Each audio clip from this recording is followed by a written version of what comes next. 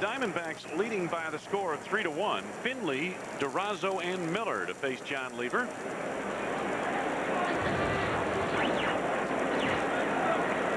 Finley walked to start the second inning. He looks at ball one. Those walks have a way of coming back to haunt you, especially to begin an inning. Line drive, base hit, center field. Hit some solid shots against Lieber here tonight. Bob, they must be seeing it well. You know, and Finley he went through a little spell there here recently, and last night that at bat in the second inning where he really battled, and I think that may have turned him around, and he hit this ball like a bullet back up the middle. Like they teach you in the batting cage right there, Wayne. You know, it's funny, you can struggle for what, weeks as a hitter, and you know this as well as anyone, and then something happens. Maybe you beat out an infield hit, maybe you get a home run like that after a long battle, and it seems to turn you around. Chop foul by Durazo, left-handed hitter, playing first base tonight. Buck Showalter was in a bit of a dilemma because his first baseman from last night had been red hot, Greg Colbran, both on the road trip, and of course he had some hits last night in the ball game. And Buck elected to also Danny Bautista's been a hot hitter in right field. Buck elected to make changes, and this base hit right past Mark Grace into right field. Runners at first and second, and nobody out. Well placed base hit by Durazo. He has his second hit of the night. Good dilemma to have, though, when you have too many guys hot. Yeah, exactly. Think you're a sports fan? Test your sports IQ on the hot new game show made just for sports fanatics. Sports Geniuses comes your way weeknights at 6 and 11, only on Fox Sports Net. Of course, Miller went deep last time. I don't believe this is a bunting situation anyway. Miller fouls it back against the screen. He hit a 3-run homer, his 10th home run of the season. Accounted for all the runs by the Diamondbacks to this point. With Counsell to follow him and then Anderson, you don't really think bunt here. Runners at first and second and nobody out.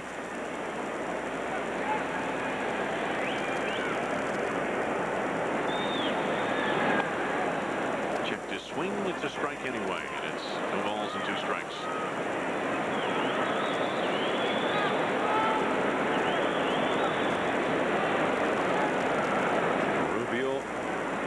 Durazo at first base, Steve Finley at second. And the 0-2 pitch misses outside. 1 ball, 2 strikes.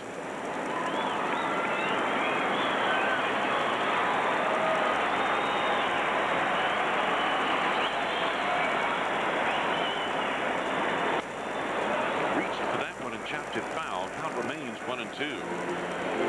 Once again, that slider on the outside corner, maybe just off the corner, tough pitch to hit. Probably the most you're going to do with it, hit a ground ball somewhere. Of course, that's what John Lieber wants right here. Lieber coming off a 7-3 win over the Cardinals earlier this past week. That almost hit him. It doesn't look to me like Lieber has good command, not just because of that pitch, but just his pitches here tonight. Maybe just missing. Yeah, I think this one just got away from him. Boy, just over his head. Wow, how did that not hit him? Wow. But he took Thank that goodness pitch. it didn't. He took that pitch right, though. As they say, you always want to turn out. Good message for the youngsters out there. Of course, it all starts with concentration and seeing the ball out of the pitcher's hand. But once you see it's in that window, as we used to call it, you don't want it to break the window, so you got to make sure you turn out. He was able to do that there. John Lieber, the pitch to Luis Gonzalez that he stroked for a base hit in the first inning, a pitch that they wanted outside and low, and he got it a little bit up and too much of the plate with it, drifted over the plate on him. Gonzo was able to drill it to left field. 3-2 the count now on Damian Miller, and Lieber here in the third already up to 57 pitches. A lot of pitches. Showalter may toy with the idea of starting the runners here. Payoff pitch coming to Damian Miller.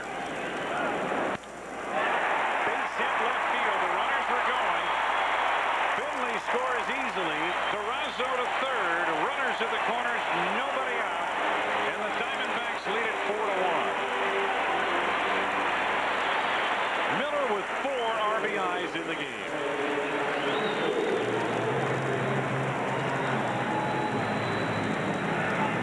The runners were started. Pretty good pitch on the outside corner, and he was able to pull it into left field. Pitch tracks will give us an indication. There it is, 82 miles an hour. Breaking ball on the outside corner. Pretty good pitch from Lieber. And just tip your hat to Miller there. Nice piece of hitting. And he reached for it and pulled it to left field. Craig Counsell singled his first trip to the plate. Pitch down low. Nice save by Joe Girardi.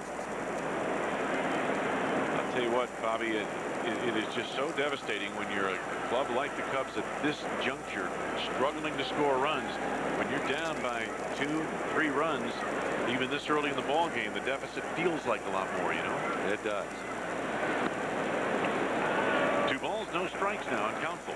Just try not to let that frustrate you and just keep battling. And, you know, the Cubs have shown that they can do that. In the middle of August here, it's normally dog days anyway, and when you're in a little tough stretch like this, sometimes it's hard to keep it going. The 2-0 pitch to Counsell, and he popped it up into fairly shallow left center field. Buford makes the catch. The runner's coming home. Grace cuts off the throw. Not in time on the relay to the plate. Durazo scores, and the Diamondbacks have a 5-1 lead. Just deep enough to score him. Buford set up good. Throw a little offline. Grace had to cut it. By then, run it scored. So 1 out with a runner on first, and Brian Anderson the pitcher. Anderson sacrificed his first trip to the plate. Probably see it again here. Looking to do it again. Pulls back the bat. Eric Young gloves it. Able to find it. Throws the pitcher out at first, and the runner, Damian Miller, moves to second.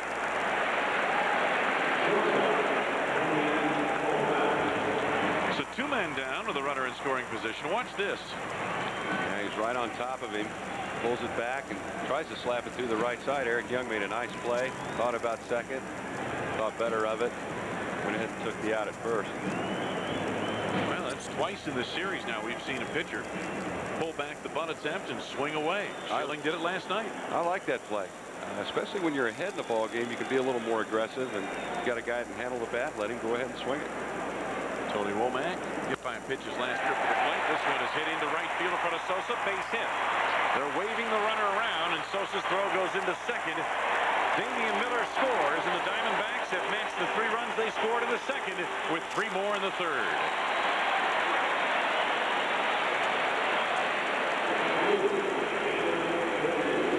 RBI single, Tony Womack.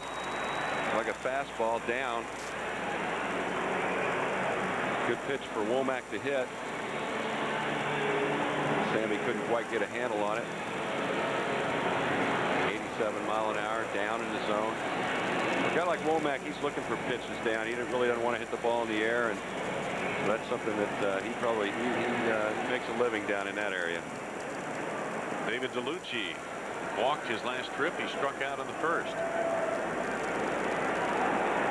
2-out runner at first base, and they want to keep an eye on Womack. He does have 35 stolen bases, and Todd Van Poppel loosens in the Cubs bullpen down the right field line. Good opportunity to run right here.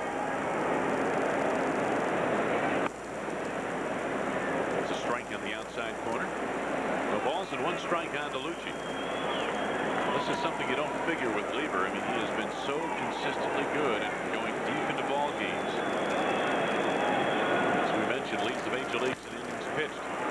Loved by the third baseman, Nieves. His play to second, not in time.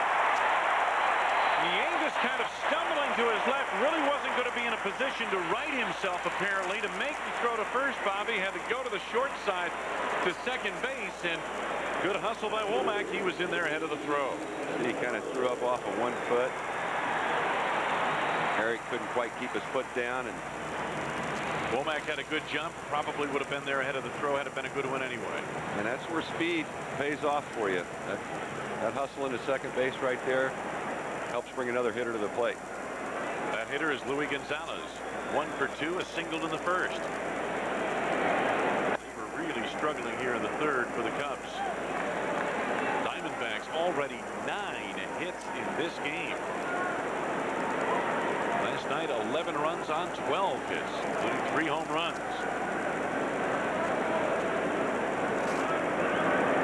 1-0 pitch, hit toward left center field, toward the gap on the run. Rondell runs out into second, past him, off the wall. 2-run score. Luis Gonzalez, a 2-run double. 8-1 Arizona.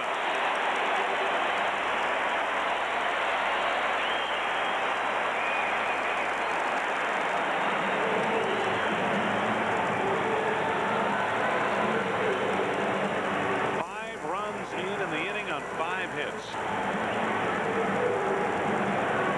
Fastball away, and he went out and got it. Drove it into the gap. Rondell White with an excellent effort to try to make the play. Just off the end of his glove. 2 more runs are in for Arizona. Cubs make a pitching change. It'll be Van Poppel coming on from the right field bullpen.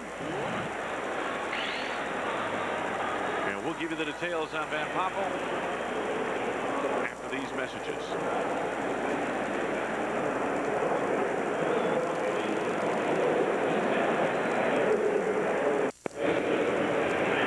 Well, a short outing to say the least for John Lieber, and Todd Van Poppel has come on.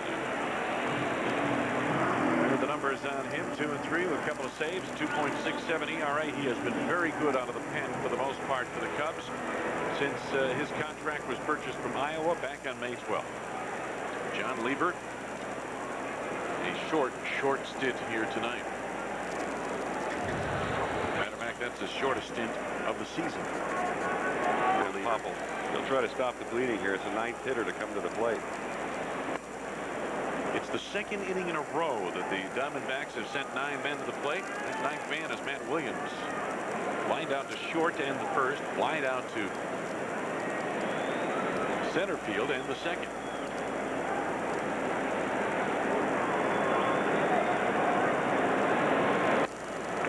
Poppel misses outside, and it's 2 balls and no strikes. Not a hitter you want to fall behind 2-0 on either. Dangerous hitter. Though he may not be quite on top of his game right now, nonetheless a dangerous hitter. The 2-0 pitch. 2-1. Maybe the Diamondbacks found themselves offensively, Bobby, on that road trip where they hit .316 as a team and scored 39 runs in 6 games. That bunch right there will be real happy about that too. Stottlemyre and Schilling. You know, when they get Stottlemyre back, it's almost like they've acquired a new pitcher, another arm, you know, and a good one. An experienced playoff arm too.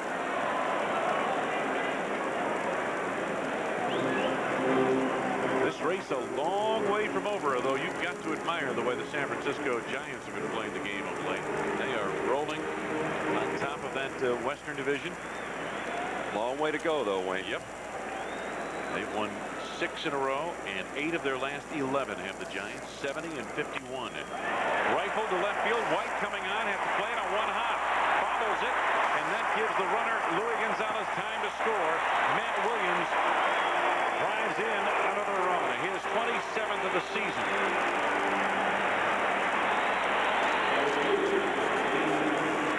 Six runs on 6 hits in the inning. When you fall behind, and again, Matt Williams is getting a steady diet of breaking balls away. He kind of went out and hooked that one. That ball looked like it skidded on Rondell a little bit. I don't believe he'd had a play at the plate anyway. Williams with the RBI single, and it brings up Steve Finley. We're still in the 3rd, and Finley is up for the 3rd time tonight. Takes a breaking pitch in there for a strike call. That run charged to John Lieber. Lieber now, the book complete on him. 9 runs on 9 hits in 2 2/3 innings. He struck out 2, walked 1, hit a batter, and gave up a home run.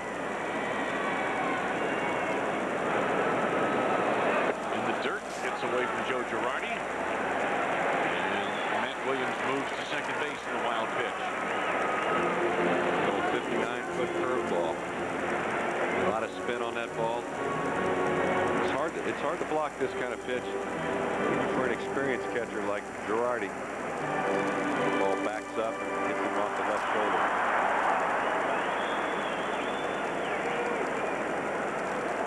1 ball and 1 strike to count on Finley. Cubs gave up 3 in the second, 6 more here in the third. 2-1 the count.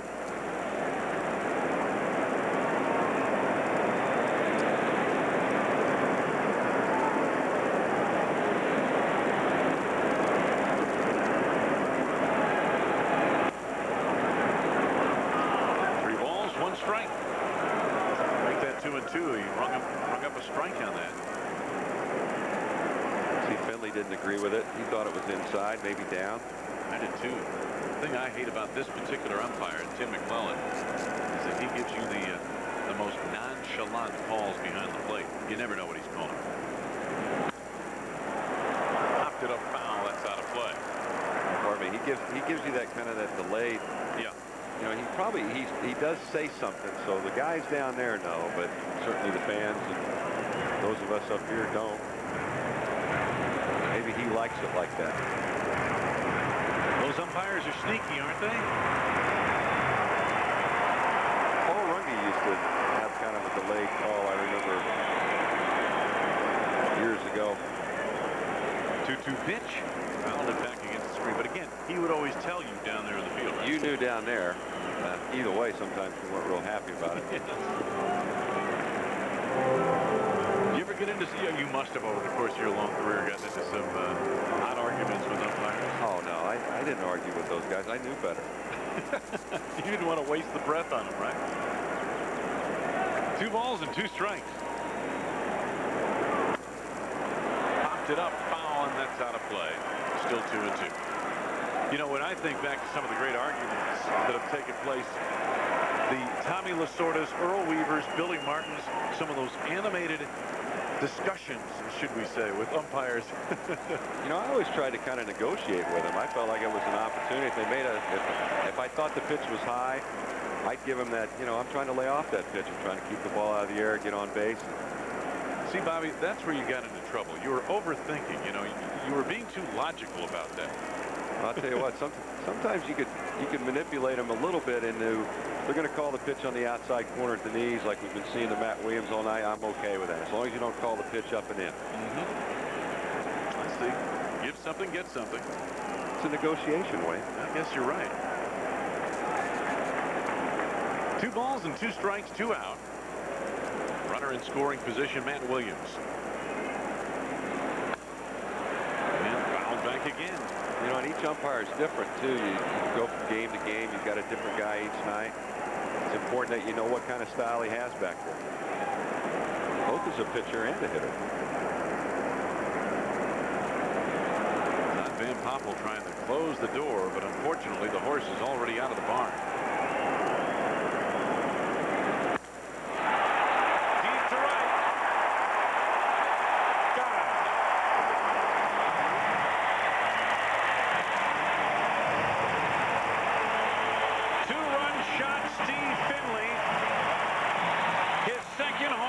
Series.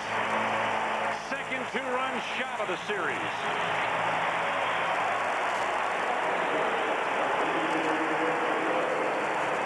Looked like a breaking ball. He went down and got it. Just golfed it out of here.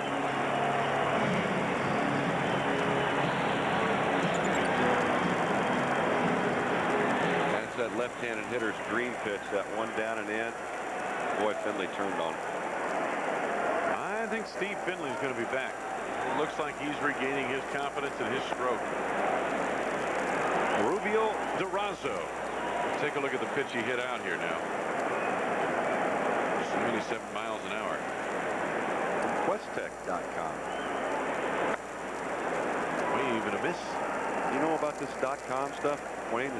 I have been drug kicking, swearing, and crying into the computer age, I must admit. I do carry around a laptop now. And I'll tell you something, once you get into this stuff, you can't get out of it. You are locked up forever. I'm with you there. All of a sudden, all your information, all your preparation, everything is in that computer. And boy, when it freezes up on you, you are fried. 1-2 pitch chop down the first base line of Mark Grace. Leads Van Poppel. Did he win the race? Just barely. Whoa, and the inning is over. Steve Finley, icing on the cake, his 30th home run of the season. Diamondbacks put 8 on the board in the third for an 11-1 lead.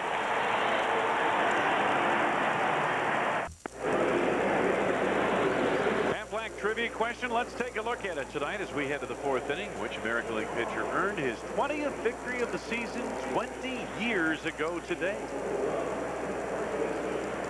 Well, he got to 20 in a hurry. It's pretty early in the, of course, by now, 5-man rotations today. You don't get to 20 victories until September, at least.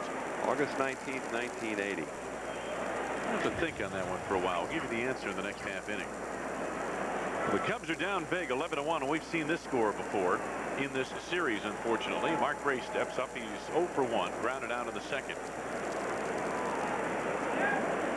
Brian Anderson, seeking his 10th win of the season, delivers strike 1 to Grace.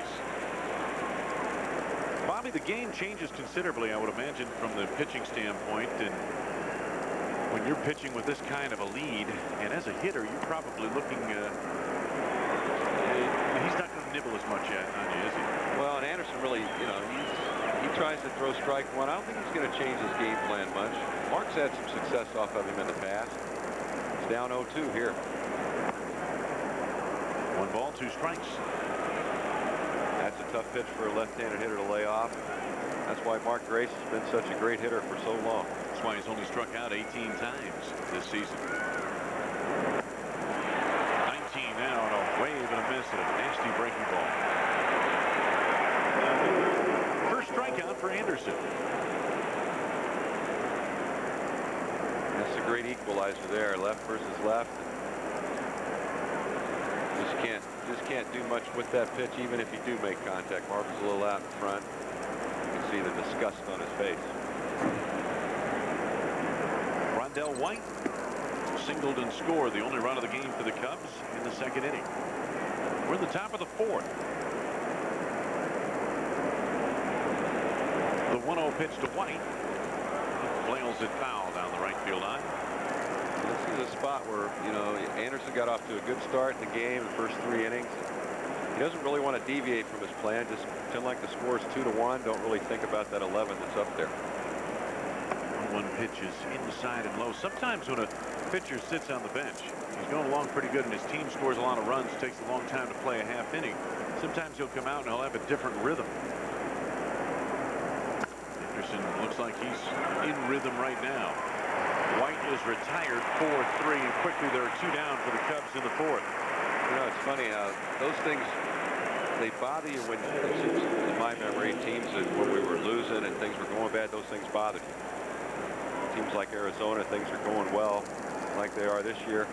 Those things really aren't even thought of, Wayne. Doesn't seem like it, at least tonight with Anderson. Damon Buford grounded out to short. 0 for 1, pops this one down the right field line, drifting toward foul territory. The right fielder Belucci makes the catch. In fair territory, the inning is over. 1-2-3 go the Cubs in the 4th. I didn't have the guts to do that. I would kind of stumble toward it. Craig Counsell, the hitter, takes a pitch down low. You know, Sosa's lost 15 pounds, I'm told, since spring training. He's gone from about 236 to 221. And although Sammy won't admit this, his teammates keep telling people that, you know, he's covering a heck of a lot more ground out in right field. Now, that may be.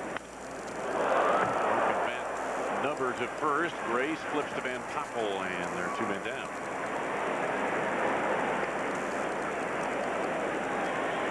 Remember, we asked which American League pitcher earned his 20th victory of the season 20 years ago today. What do you think, Bobby? You were a fan back then.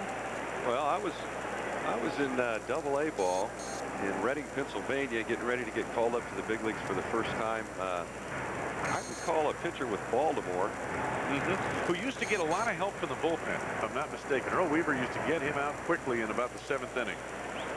There he is. Steve Stone.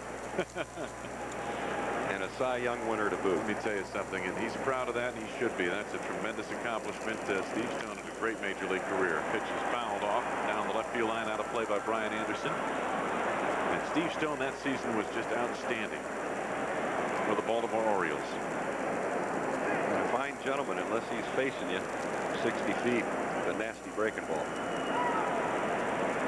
The 0-1 delivery to left field. Rondell White on his horse. Does he get there in time? Yes, he does. And the inning is over. 1, 2, 3. Finally go the Diamondbacks for the first time tonight. Heading to the 5th. The Cubs down big. Chicago Cubs baseball is brought to you in part by Cellular One. Digital goes national with Cellular One, a member of the SBC Global Network.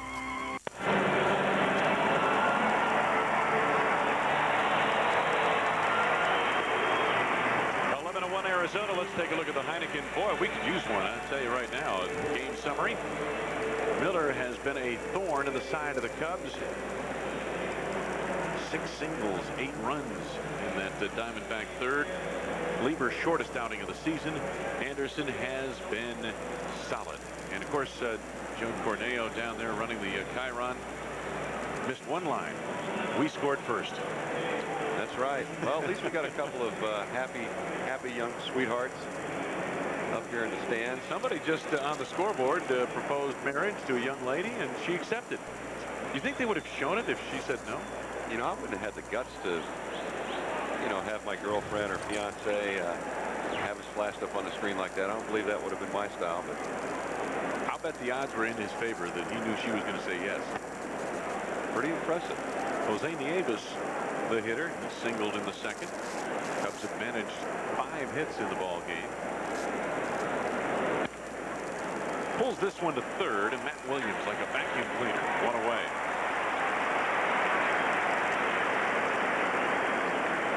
Time for the Toyota Everyday Fan of the Game. And tonight's Toyota Fan of the Game is Angelo Mantis of Dyer, Indiana. The Cubs score in their half of this inning.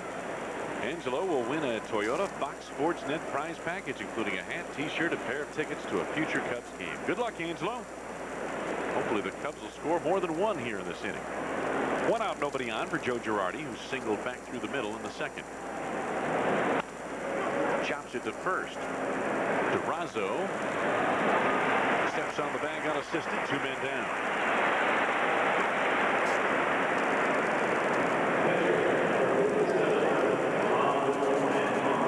Anderson's now in the middle innings and seems to be on cruise control. Getting ahead of hitters. Just what your defense likes to see here. You're playing behind a guy who works quick, gets ahead, usually make good plays for him. Ben Popple, the hitter, takes the pitch outside for ball 1. Ben Popple 0 for 4 this season. 2 balls and no strikes on time. Bobby, you had some pretty quick workers on that Cubs staff in the mid-'80s, didn't you? You know, Dennis Eckersley comes to mind immediately. He was about as quick as they came. Always ahead. Rarely walked anyone. How about Sutcliffe? Well, Rick was a little more deliberate. There's a strike. But he had a style of pitching that it was still easy to play defense behind him because you knew he had a certain game plan, and he generally stayed ahead of hitters. And Popple is swinging a miss into the second inning in a row. The Cubs go 1, 2, 3 in the 5th. Bottom of the 5th coming up. Womack, DeLucci, and Gonzalez to face Van Popple. This is Fox Sports Net. Chicago Cubs baseball is brought to you in part by Southwest Airlines.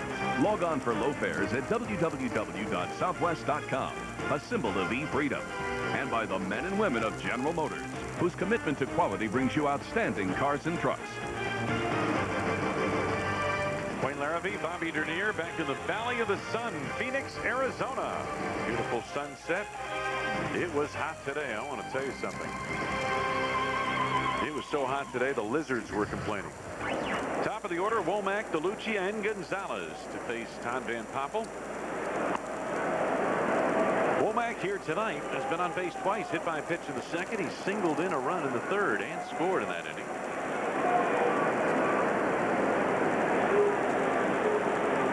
The strike one pitch. Breaking ball chopped towards second. On the run, Eric Young, quick toss to Grace. Just in time to get the cleat. Tony Womack, one away.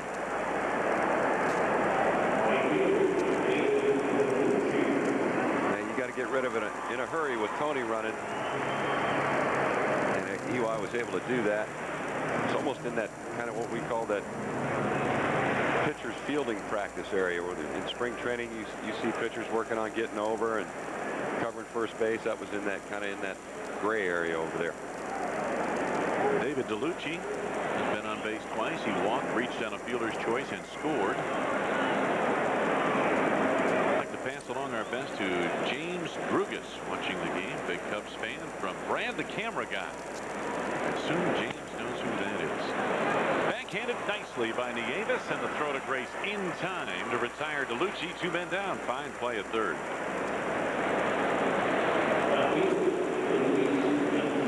Cubs haven't gotten a lot of offense out of third base since Shane Andrews left, but they have gotten pretty good defense from the quartet of players who have filled in. Yeah, Nieves has good hands. Went to his backhand there.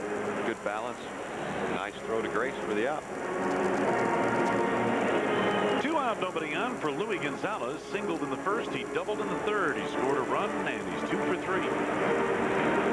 Cubs really need Van Poppel to pick up a few innings here and kind of stop the bleeding and also save the bullpen a little bit.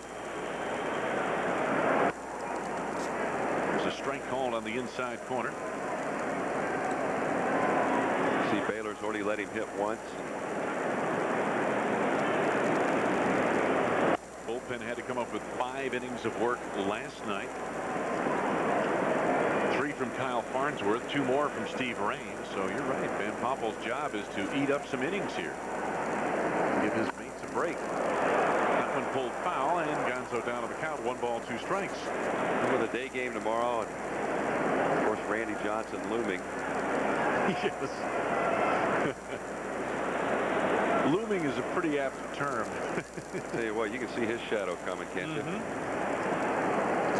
pitch. And he timed it well, pulls it to right. Sosa coming on, and he gets by him on 1 hop. Gonzo on his way to second. He's going to make the turn for third. Here comes the throw, and they're not going to have a play at third. Gonzalez standing up.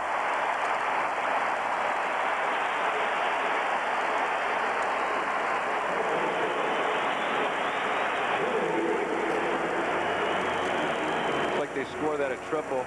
Sammy started for it. Looked like he wanted to try to make the play, and then he got kind of caught in between and wasn't able to field the hop. Just pick it up, try to get it in as quickly as you can. Second triple of the season for Gonzalez. And it brings up Matt Williams with 2 outs. Williams singled his last trip to the plate. Strike 1 call.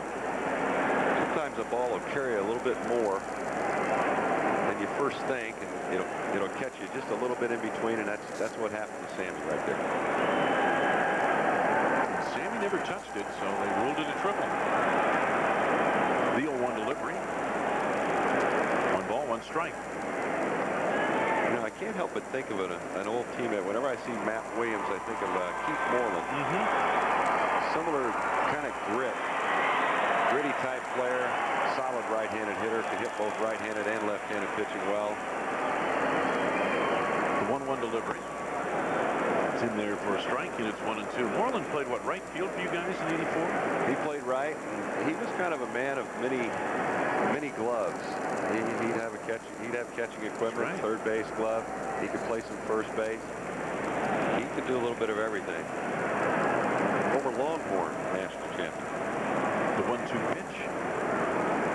2 balls and 2 strikes. They have a great program down in Texas and always have. That whole Big 12 is primarily you'll see a World Series, College World Series team up there in baseball. And Oklahoma State, 2 more programs that are very good. I believe Oklahoma State has a very good golf program as well. Well hit center field, but right at Damon Buford, and the inning is over. So a 2-out triple by Louis Gonzalez. He's stranded at third. We've completed 5 with the D-backs leading by 10.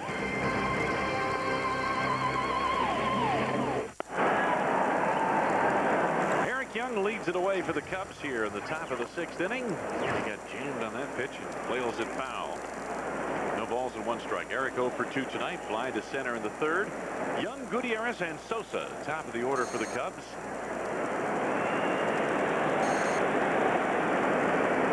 Arizona leading big.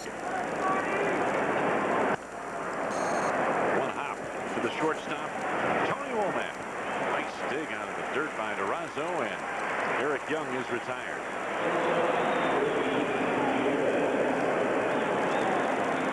Friday, August 25th is your chance to take home a Chicago Cubs sports towel. First 10,000 fans to arrive at Wrigley Field for Game 1 of our doubleheader against the Dodgers will take home a Chicago Cubs sports towel from our friends at Gatorade. Gates open at 11:35 a.m. Come early.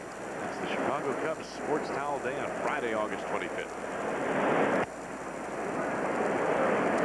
That sports towel today out in front of orders.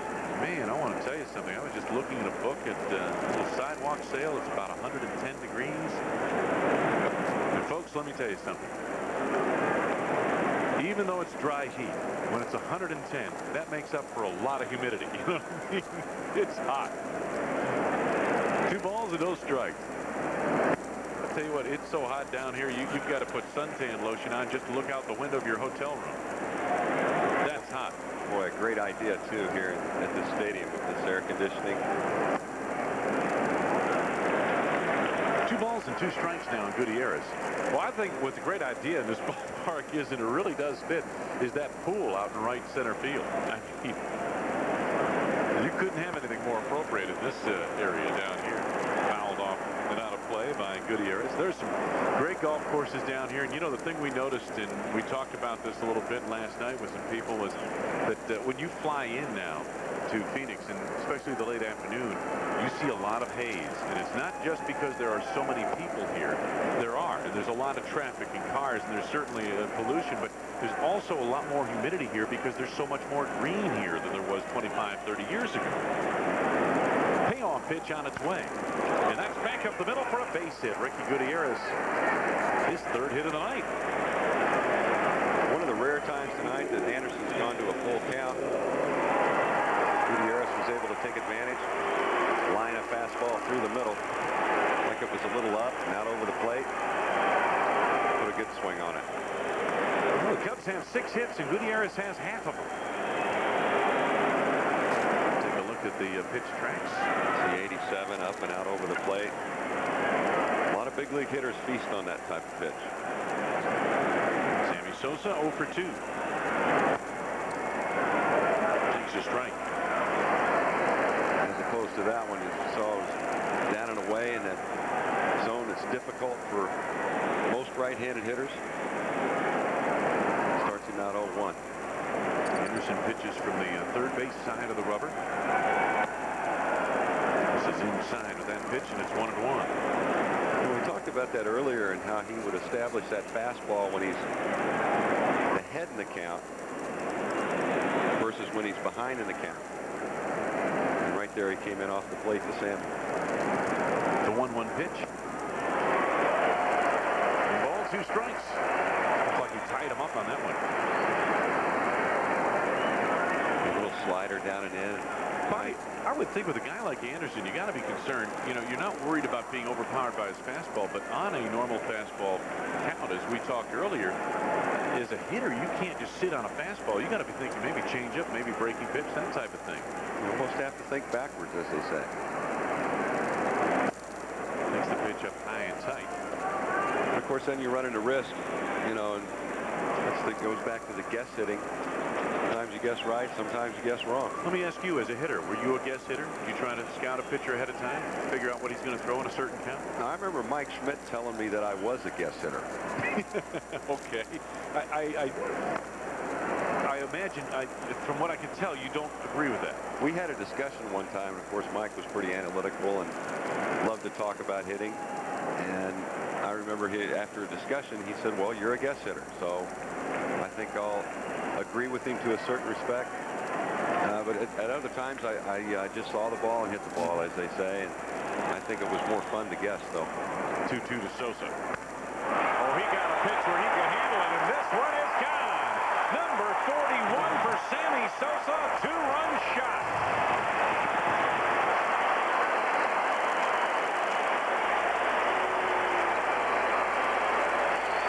Third homer of the series for Sosa.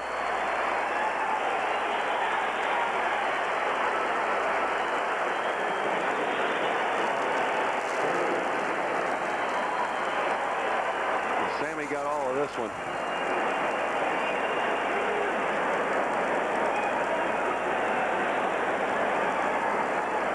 In 58 games outside of Wrigley Field, he's hit .339. Now Grace takes a pitch upstairs for ball one. And I'll tell you something, he has been outstanding. 18 homers, make it 19 homers, and 48 RBIs away from Wrigley Field this season.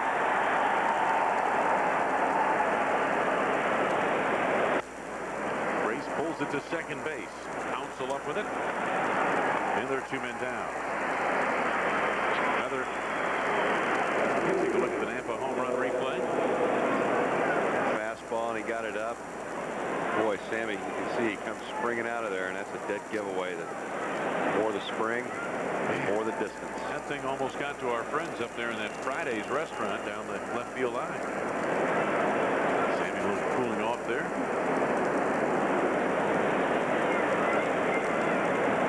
Cool off the bat, whatever you do, Sammy. Right now, he is the offense. I mean, the two runs last night, 2 of the 3 runs accounted for by Sosa here tonight. It's only the first time tonight we've seen 2 balls hit hard off of Anderson. Both Gutierrez and Sammy, of course. Hitting the ball hard. Last Cub, other than Sosa, to homer since August 8th. No Cub has homered outside of Sammy Sosa since August 8th. Jeff Reed hit an 8th inning solo shot on Mike Fetters in Los Angeles on August 8th, and that's been it. The Cubs have played now 9 games since then. Sosa giving them 5 home runs, and those have been the only 5 home runs they've had over the course of that span. Jams Rondell White and bloops it into right field, and the inning is over, but the Cubs do put 2 on the board. Sammy Sosa got a pitch up in the zone, and he drilled it and deep to left.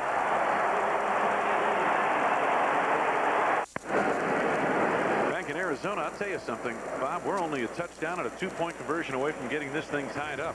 Lots of time to go here in Arizona. Steve Finley, however, has not been retired. He walked in the second and scored. He singled and scored in the third inning. He had a 2-run homer also in the third inning. At this point, I think Finley snapped out of it. I think so. This one a fly ball to center field, and Damon Buford puts it away. 1 away. Coming up tonight on the Fox Sports Net Regional Sports Report. Bears and Bengals, Tiger and the PGA, and the White Sox and Devil Rays. And the White Sox continue to roll along. All of that coming up immediately following the game. How about that Tiger Woods? I'll tell you something. He was struggling just a bit with his swing on the backside today at Valhalla. But still has a 1-stroke lead going into the final round. I'd like to be chasing that guy, huh? I'll tell you what, he is something else. He did miss a little short one today, but yeah, did you see that? I mean, that was a double bogey. 3-shot swing at that point of the tournament. We can all relate to that, though. Oh, are you kidding? Oh, man. Of course, it's not that you make double bogey or you strike out. It's what you do with the next hole or the next at bat, right? No, but quelling the anger after you miss one of those, just about impossible. That next drive is going to come hard left into the woods. And then you're really frustrated. He doesn't hold back his emotions either, Wayne. He's one of those, he's a fiery competitor. And of course, you know, you see that out here plenty, and that's okay to wear it on your sleeve a little bit. Really show everyone that you're into the task at hand. The 0-2 pitch is taken up high. Well, you know, the thing about him, Bobby, is that, and I do consider golfers athletes, but Tiger is, from an emotional standpoint, most good golfers are very controlled. You know what I mean? And again, everything is inside, and you don't see a whole lot of emotion, but he's a different kind of golf athlete in that regard. Fly ball to Rondo White. He puts it away, 2 men down. And I think that's part of what you're saying. And I think that appeals to a lot of people. They want to see a guy, you know, we all were on the golf course making bad shots. I mean, there's some emotion there. Let's be honest. But when you see a pro golfer like that, especially the caliber of a Tiger Woods, get emotional over a shot, I think that's something that we all can identify with. You know, when he pulls that 3-wood into the rough on the left side on that approach shot, you know, and he's upset, and you hear it on camera, that's something you can identify with. That's probably the same reaction you might have, or I might have. I totally agree with you. It's okay to, you know, to get a little bit upset about it. Golf's a little quieter game. And the thing is, it's just like you alluded to, you've really got to, I mean, you make that shot, you just got to put it away, get it behind you, maybe do that reaction, and then by the time you get over the ball for your next shot, that anger, that anxiety better be out of your system, or you're going to compound it with another bad shot. The 2-ball, no-strike pitch is taken high and away. You know, just as a sports fan, I think everyone would agree that it was really nice this weekend to see, or earlier actually, Thursday and Friday, to see Jack Nicklaus and Tiger playing together and see that whole transition take place, if you will.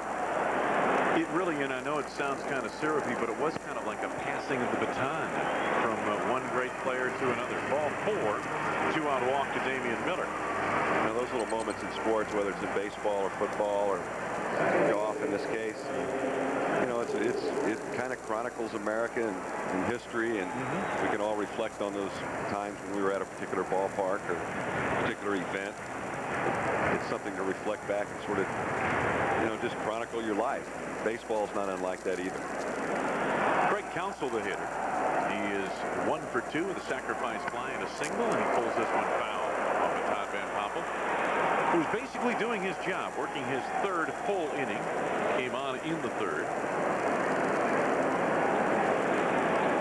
Yeah, actually, Todd's really picking up the ball club right here. He's taking him on his shoulders and trying to get him to Sunday for that showdown with Randy Johnson.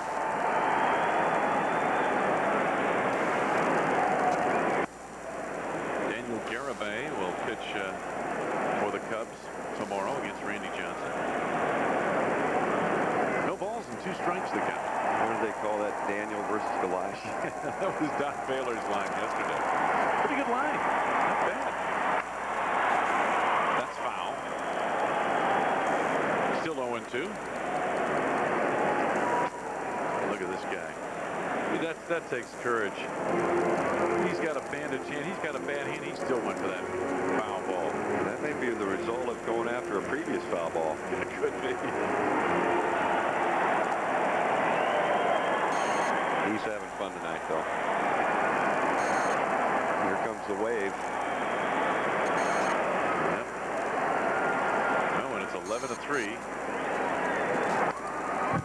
Foul back against the screen by Craig Counsell.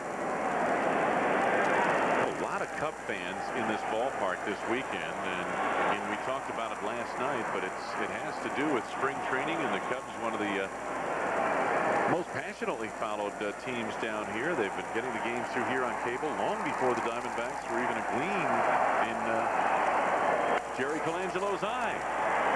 High fly ball into shallow left field, and Rondo White puts it away. The Diamondbacks go relatively quietly in the 6th inning.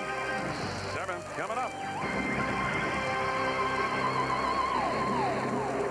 Diamondbacks, who have really found themselves, especially early in these ball games, put 3 on the board in the 2nd and 8 more in the 3rd.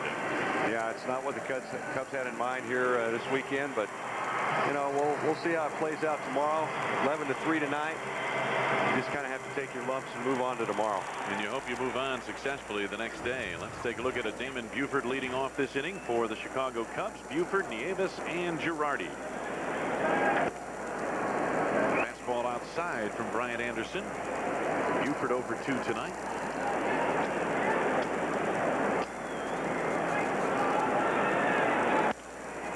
Chopped down the ground to short. Womack has it. And 1 away. Think about this big crowd here, and I mentioned a lot of Cub fans here as we take a look at the 4-game summary. But fans have pretty much gotten what they wanted. You see, most of the fans you figure are Arizona Diamondback fans. Why not? We're at the Bob in Phoenix, but almost every fan in this ballpark wanted to see Sammy Sosa hit a home run, and that he did. 2-run shot of the 6th inning, his 41st of the season. The major league leader in home runs. And every hitter in the lineup for Arizona has at least 1 hit tonight. You know, it's funny, Bob, when we were traveling with Michael Jordan and the Bulls in the heyday of the Bulls, you'd go into a place like Denver or Phoenix or somewhere, and the fans would be rooting for their home team, but they would be cheering Michael Jordan. What they really wanted to see was Jordan score 50 and their home team upset the Bulls. That's what they wanted to see. It was a very strange situation because, you know, they'd cheer loudly for Jordan, and you know, when Sosa hit that home run in the 6th inning, there were some cheers for Sammy. No question. Soft liner glove by the first baseman. Durazo, 2 men down. Yeah, they always have had good support down here in spring training. It was, you know, of course, it's a lot more relaxed, but I'll tell you what, every game over there in Hohokam is practically or a full sellout. Yep, absolutely. Here's Joe Girardi. He has singled in 2 trips to the plate. We're in the top of the 7th inning. Cubs are trailing 11-3. 1 ball, no strikes. Cubs have dropped 10 of their last 14, but are still 21-15 since the All-Star break. I'll tell you what, the game last Friday, the guys are talking about it. Cubs had a 4-run lead late in that ball game against Cincinnati a week ago Friday at Wrigley Field. And when that lead evaporated and the Reds went on to win, that really, you know, it's funny, Bobby, you say every game is a new start, but sometimes you can hit a game like that and not recover for a while. And do you agree with that? I think that's exactly the case. You know, you get a 4-0 lead, you expect to finish it off. Girardi hits a fly ball to left field, but right there is Gonzalez, and this inning is history. 1, 2, 3 go the Cubs. In the 7th, they are stretching at the Bob in Arizona with the home forces on top. Whatever concerns you, inspires you, enchants you, or thrills you, there's a channel for you on AT&T Cable Services. AT&T Cable Services, where there's something for everyone.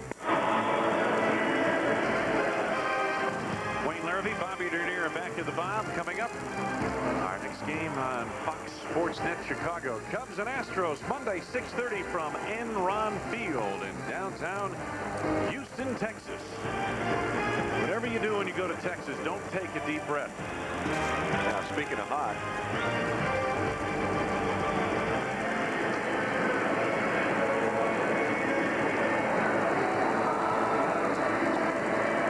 comes on to pitch for the Cubs.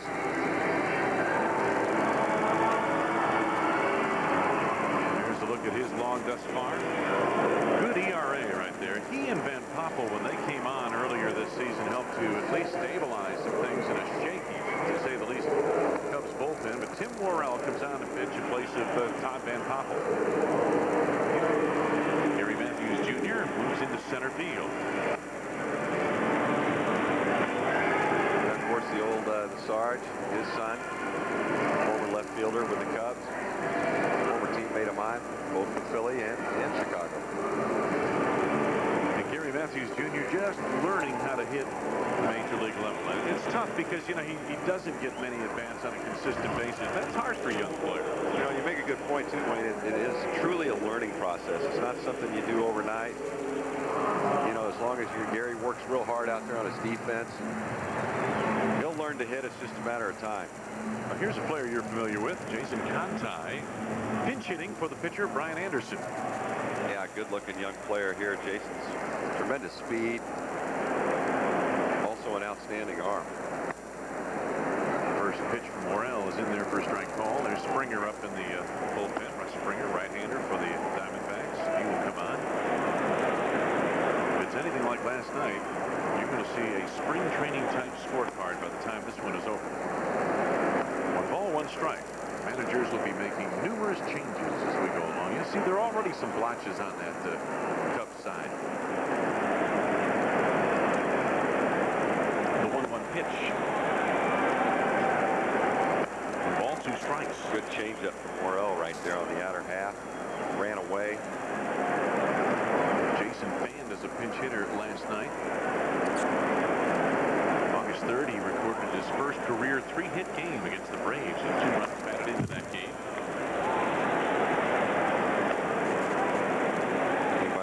Right back with a fastball right there and on Contai's fist. He was able to foul it back, stay alive. Diamondbacks have struggled from a pinch hitting standpoint. They have not done a very good job off the bench. They are 1 for their last 20 as a team pinch hitting capacity. I've always felt pinch hitting was one of the toughest things to do. I mean, a lot of times it ends up being a veteran who's toward the end of his career and knows how to keep himself ready and anticipate in the batter's box. But boy, I tell you, that is a tough job to come off the bench cold. Conti down the right field line, but this one drifting foul. I think he broke his bat on that, got in on him a little bit. Get a new stick. You know, we were talking earlier before the game, Wade, about an individual just like that, Greg Gross, who was an outstanding pinch hitter for many years in Philadelphia. And he was also kind of a creator of kind of innovation, if you will, in the outfield as far as how to blink when the ball's in the lights. You and I were trying it. Of course, we couldn't do it. Absolutely not. I kept waiting for the miss there by Conti. Looked like a good hard pitch down low, and Morrell retires Conti. No, you know, you were talking about the fact that when the ball comes out to an outfielder, you get a look at the pitch here. This is a nasty pitch down to the zone. Breaking ball or changeup just dove down. But he would on a night game, for example, the ball would come out a high fly into the outfield, and the ball would go through the lights. Basically, he would blink at that point. Well, he practiced it. I remember talking with him about it, trying to figure out how he did it, and I don't know. Those pinch hitters, those professional pinch hitters, had time out there in the outfield sometimes to create.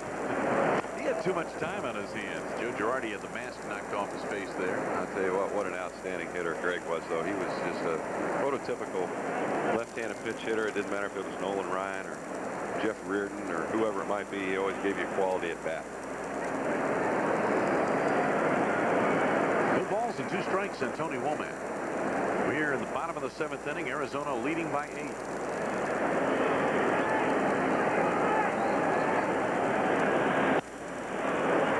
Hanging in there, staying alive. This series has seen long at-bats, it seems like, by the Diamondback hitters. And I'm not talking just about 3-2 counts. I'm talking about fouling pitches off at 0-2 or 1-2 and extending the at-bats. Is that a sign, Bobby, of a club that is starting to see the ball real well? You know, that's just a sign of a good hitter. Really destroy the pitches. They're tough pitches just off the plate. And you stay alive. Create a situation where you get a good pitch to hit. Arizona, as we talked about, really hit the ball well as a team on the recently completed 6-game road trip in which they went 5-1. And that hitting has continued here. I mean, 13 hits, 11 runs here tonight. 11 runs, 12 hits last night. There's another example of destroying a good breaking ball away and just flailing it off and living the fight another day. I wish I could have fouled more pitches off. I remember hitting too many balls fair. Not in good spots. Where you were just trying to stay alive and you got too much of it. Fair territory. Fly ball into left field. Rondell White practically standing in his tracks. Makes the catch. 2 men down.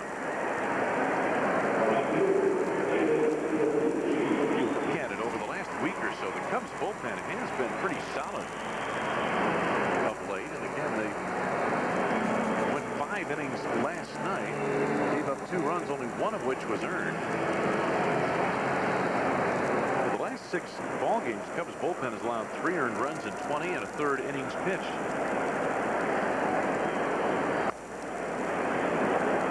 But unfortunately, in so many of those circumstances, it's been a situation like this where the game's out of hand. You saw Buck Showalter and Kurt Schilling over there discussing things. You know, it's real important to a manager that you have pitching staff that can go out there and kind of stave off the bleeding as the Cubs have been able to do tonight with Worrell and also Van Poppel. There's a base hit for David DeLucci. 14 hits now for the D-backs.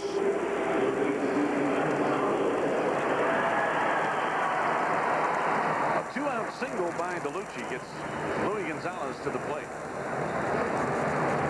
And Luis here tonight has singled, doubled, and tripled. He is a home run away from the cycle. He's extended that hitting streak.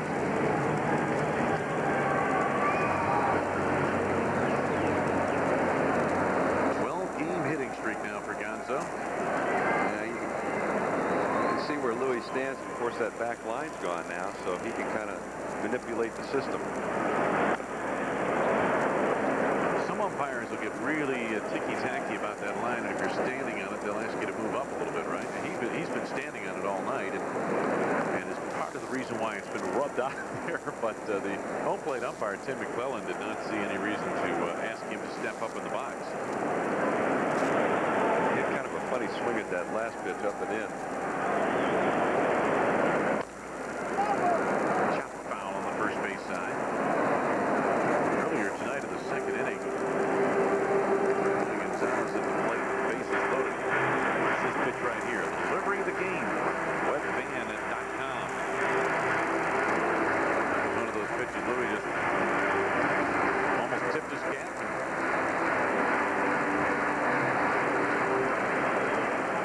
Nonetheless, when you're in an 11-run situation, your team putting 11 runs on the board, you're going to get a lot of at-bats.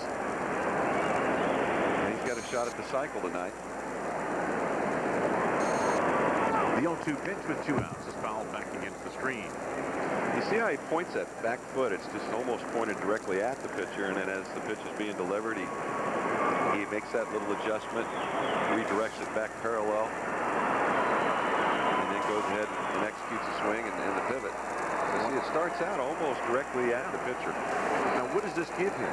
Does this allow him to fly his hips a little better, or You know, just towing in, getting a good grip in there, feeling that back foot good and solid. the 0-2 to Gonzo, inside and low.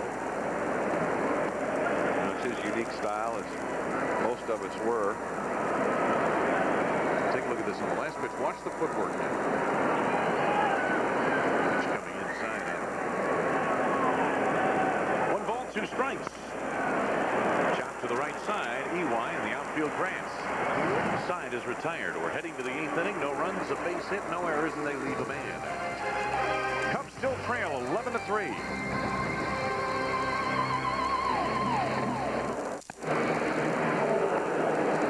Drive of the game in the top of the 6th inning. Sammy Sosa with Ricky Gutierrez aboard. Got a pitch up in the zone, and he drove it high and deep to left field for his 41st home run of the season. 111 RBIs. Jason Conti stays in right field. He pitch hit for the pitcher. And Russ Springer heads to the mound. 37 games, 2-3 record, 5.20 earned run average.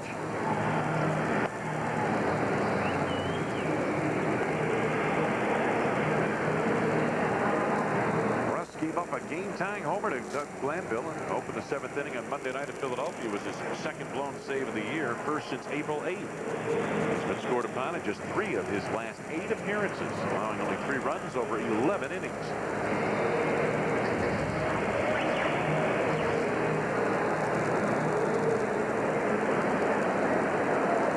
Cubs here in the 8th. Gary Matthews comes to the plate.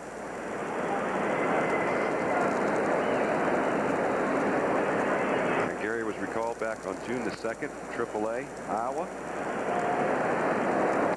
Matthews takes a pitch a little bit away for ball 1. A little dose of the big league action here. Beginning May the 16th, he had 364 over his final 17 contests before he was recalled. Primarily relegated to pinch hitting duties, late inning defense here. Hit his first homer of his major league career in Atlanta, and his uncle was running one of the cameras on the TV crew. His Uncle Henry. Of course, his dad is affiliated now with the Toronto organization. Is he doing some radio up there? Yeah, Sarge is doing he's doing some radio. I think he has a couple other lines out there in the water, but he always did, didn't he?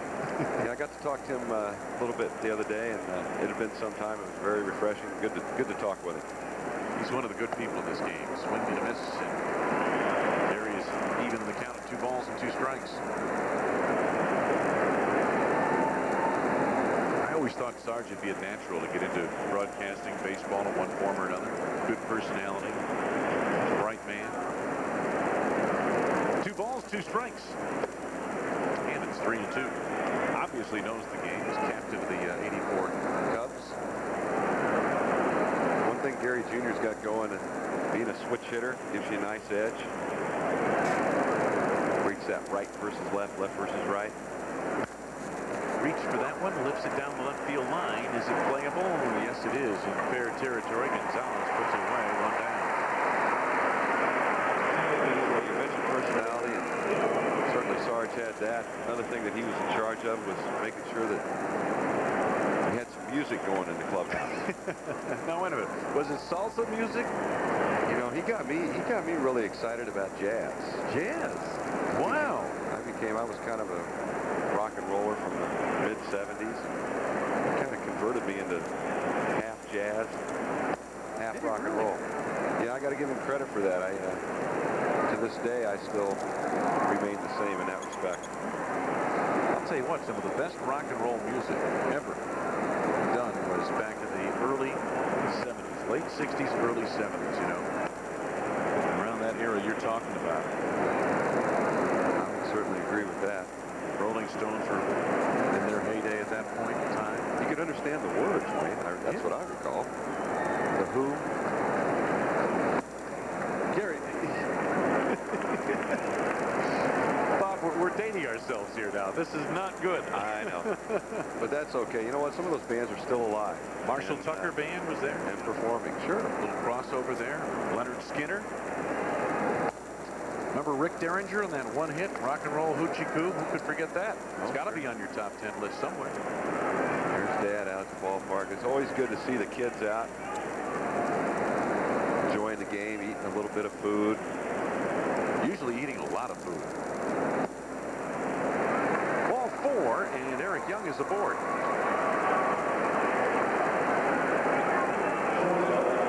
Russ Springer issues a 1-out walk to Eric Young.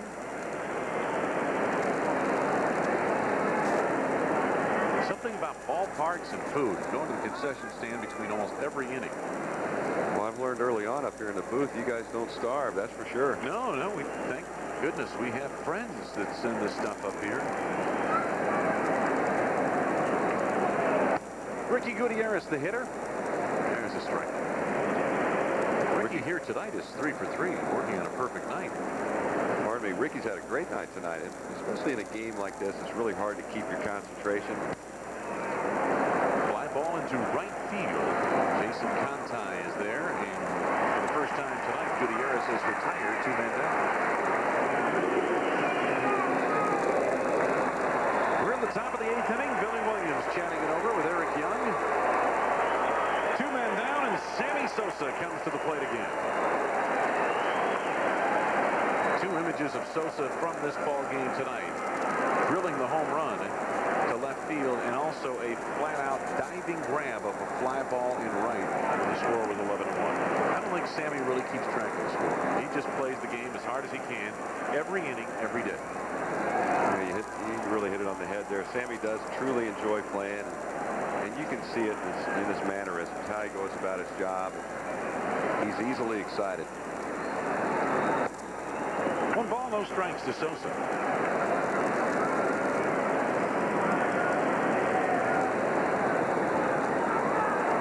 Anderson went 7 innings here tonight. Gave up 3 runs on 7 hits. Pitcher of record for the win. See, Sammy's had quite a bit of success off Springer. Relatively few at bats.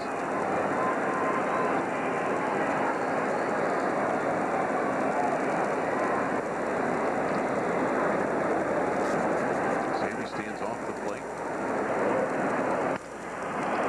Hits it sharply to short. They go to second for the force. The inning is over. No runs, no hits, no errors, and a man left. Middle of the 8th, and Arizona Cubs still down by a touchdown and a 2-point conversion. Fox Sports Net's coverage of Chicago Cubs baseball is brought to you in part by Southwest Airlines. Log on for low fares at www.southwest.com. A symbol of e-freedom. Hyundai, where driving is believing. Your local Ford store. Quality people, quality products. AT&T Cable Services. And by Toyota. See your Chicagoland, Northwest Indiana Toyota dealer. Real value every day. Brant Brown moves into right field for Sammy Sosa as we head into the bottom of the 8th inning. And Matt Williams at the plate flails away at that delivery from Tim Worrell. No balls and 1 strike. Williams a single and 4 trips to the plate.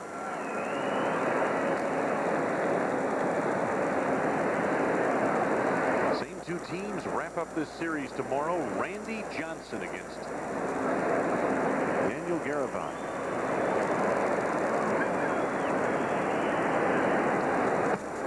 Wide of the mark there, and it's 1-1. You know, you think that matchup wouldn't bode well for the Cubs, but this game has a way of, just when you think you have things sort of in a predictable mode, it reaches up and bites you. So that's why they play these games. You know, on paper it doesn't look good, but the game's not played on paper. Came inside on Williams, who misses that delivery, and it's 1 ball, 2 strikes. Greg Swindell, I remember when he was a starting pitcher, and a pretty darn good one. Loosening up in the bullpen, extending his career as a reliever. He's a former Longhorn, I believe, isn't he? I believe you're right. Who was the coach down there? Cliff Gustafson, is that the name? That's him. Base hit for Matt Williams. What a program they had. Wow. Down in Texas. They have a beautiful little ballpark in Austin where that team plays. But, you know, there's a true professional right there. Matt Williams. Well, he's coming out of the game now, but got that 5th at bat. You know, just a beautiful piece of hitting. A breaking ball away. He's been getting it all night. And he stays back, patient, drives the ball right field for a base hit. Now his night's complete. Hanley Frias moves in as a pinch runner for Matt Williams, and so Williams tonight 2 for 5. As he continues back after missing 43 games due to a foot injury this season. Pretty much destroyed his season, but if he can get hot in September, I'm telling you something, that will really jack up this Arizona offense. The other guy is Steve Finley, who for 3 months of the season was carrying this team, and the last month he's been struggling until this weekend. And here tonight, he's been on base 3 times in 4 trips, including a 2-run homer. You have a hard time convincing us that these Arizona clubs having difficulty scoring runs. They've been very impressive the last 2 nights. And again, San Francisco won earlier today, so Arizona trying to win its 6th in a row to match that Giants 6-game winning streak and stay within a game and a half in the Western Division. Pitch taken up high. St. Louis has defeated Philadelphia tonight. Cincinnati won its ball game earlier today over Pittsburgh 7-1. So nothing has changed in the Central, with the Cardinals leading by 7.5. Both Atlanta and the Mets lost today. Nothing has changed there in the East. Still a game and a half separating Atlanta from New York. Now we're starting to get to that time of the season where the teams that have separated themselves are sending a message that they're a contending club. They're going to be difficult to beat. 3-1 delivery. Well, this is painfully poignant, but if you take a look, the Cubs a week ago had Cincinnati and St. Louis, the 2 teams ahead of them, coming into Wrigley Field for 6 games. In they went 1-5. Arizona went on a road trip, granted not against contending teams, Pittsburgh and Philadelphia, but went on the road after a shaky home series, losing to Montreal 2 out of 3 to Montreal, and they won 5 out of 6. So there's a real, you're right. I mean, the teams disengage from each other. The contenders and the pretenders disengage in August. Although at that point the Cubs weren't really out of it, but that one ball game where you mentioned those home runs kind of bit them and come from behind victory, it kind of took the air out of their sails, and they really haven't recovered.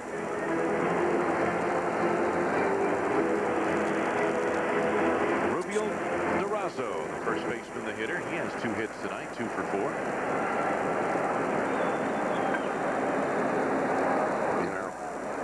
Wayne, I was on both sides of that fence, and, you know, being on a club that's not in it, and certainly a club that was in it. It's always more fun to be with that club that's going down the stretch in the race. There's a certain excitement, there's a certain buzz in a clubhouse like that, and it wasn't long ago the Cubs in 1998 had that buzz in their clubhouse as they went down the stretch, battling for a wild card. The 0-2 pitch. One away with runners at first and second.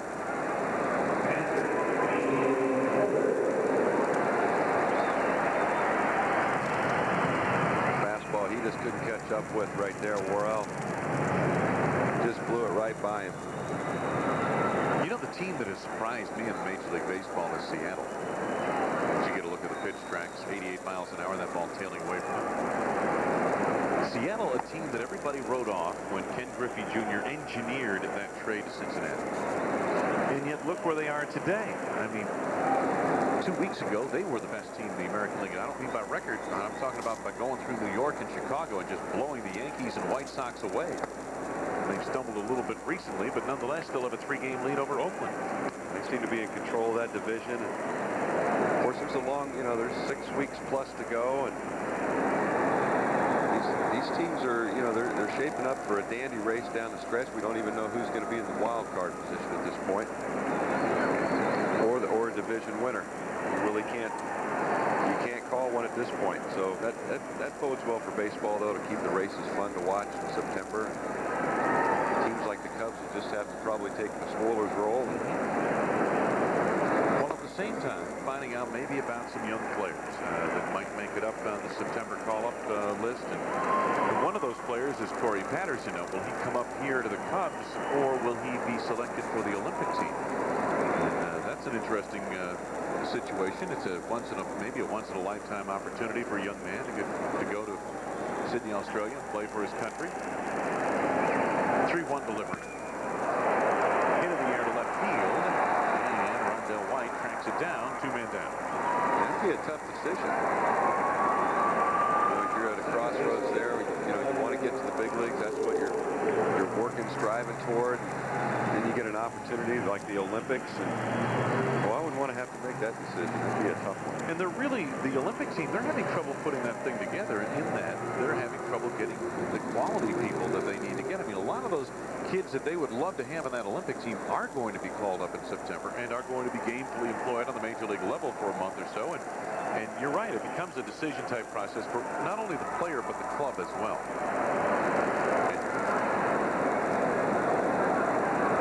Felix Uridia working down to the bullpen for the Cubs down the right field line. You just saw a glimpse of one of my old teammates in the minor leagues with Philadelphia, Oscar Costa. Fond memories there. Just having to keep this pitching staff intact. Greg Counsell got a start here tonight, and he's capitalized on it. He singled in the second. He hit a sacrifice fly, driving home a run in the third, and then grounded out in the fourth, and fly to left in the sixth. No balls and 2 strikes, 11-3, Arizona. 2 outs and 2 on in the bottom of the 8th. Well placed, but just a bit foul.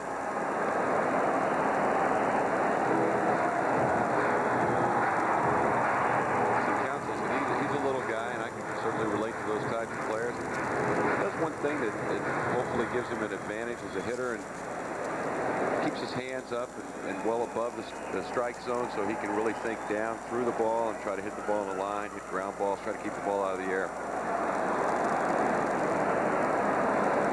The 2-strike pitch. Came inside on him, and it's 1-2. You know, Bob, when you see the baseball season and you kind of focus on it through the summer and all-star break and then into August, and you see the division races set up, and then football comes and your attention as a fan is diverted a little bit, and yet in the major leagues they continue to grind it out through September, the 2nd and 3rd week of September, and you really get a feel for how long this season is. 6-3, the retiring of Counsell. Diamondbacks lead 2 in the 8th. Cubs need a touchdown and a 2-point conversion to tie. Hyundai owners. The producer of Cubs baseball on Fox Sports Net is Bob Albrecht. Our director, Dave Turner. Our associate producer, Joe Corneo. Our production manager, Moheen Ramsey. And the executive producer, Dan Lafferty. Pitch tracks. And the rest. And there's the copyright. We're all official and ready to go in the top of the 9th inning. Yeah, you touched on that, the length of the season, and it does get long. Certainly football's around the corner, but there's a great contrast here. It's much longer for clubs in the Cubs situation than certainly it is for the clubs that are in Arizona's situation. Greg Swindell is on the pitch for the Diamondbacks. He's the 3rd pitcher of the night for the D-backs. Worked 2 shutout innings Monday night against the Phillies. Tied up Mark Grace there. No balls and 2 strikes to count.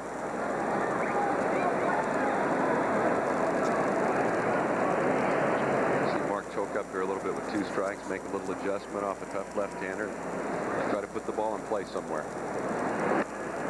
Late off that pitch. It's a hard pitch to stay off. Swindell went 18-14 in Cleveland in 1988, starting 33 games, completing a career-high 12 games.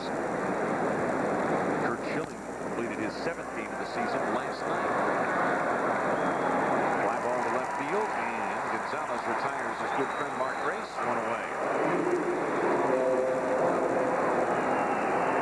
That man does not like to lose, Mark Grace.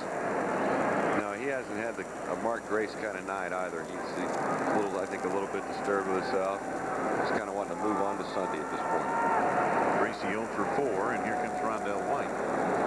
White has a hit in 3 trips. And he lifts a fly ball into shallow right field, and heading back for Craig Thompson, and he makes the catch. I beg your pardon, Frias now at second base. He makes the catch. So 2 men down.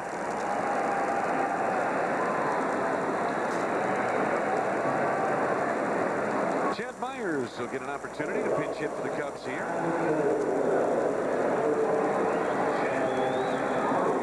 3:33 in a pinch hitting role. Cubs down to their final out.